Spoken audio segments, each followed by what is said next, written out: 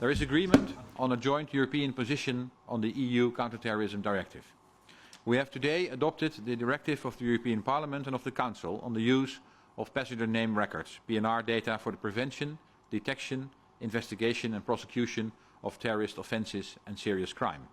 Agreement was also reached on the data protection package, and Council conclusions have been adopted to combat human trafficking.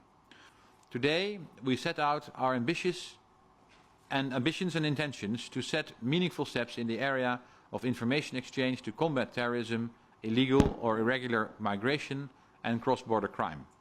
We have debated the systematic feeding and consistent use of European and international databases. This is a follow-up on the ministerial statement of the 24th of March in the aftermath of the horrendous Brussels attacks. It is vital to share our information so we can enable real-time analysis and cross-border operational actions. Let me start with Turkey and the Turkey-EU agreements. A month ago we concluded this agreement, so now it's time to deliver on the agreement, and we need to do it fast.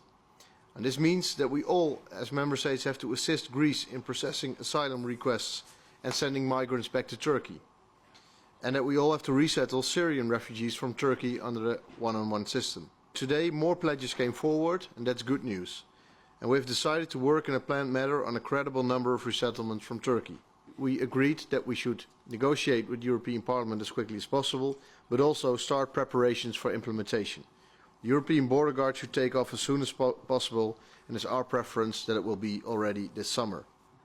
The reform of the common European asylum system is one of the main issues we are now focusing on. Today's discussion was a first exchange of views with the ministers, and I'm happy to hear that we all want to improve the system in any case, not just only Dublin, but the entire common European asylum system. I also today debriefed ministers on the current state of play in implementing the EU-Turkey agreement.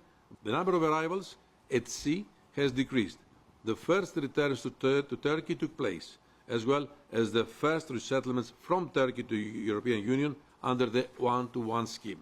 Our attention goes to addressing the humanitarian situation on the ground in Greece and bearing in mind the needs of the most vulnerable. This is precisely why we cannot forget about relocation, and I have reminded ministers today very firmly about this. But I have also underlined to the ministers that it is essential for the European Union countries to step up efforts and resettle Syrian refugees under the one-to-one scheme rapidly. The irregular migratory corridors can only end if people are offered a genuine and legal alternative.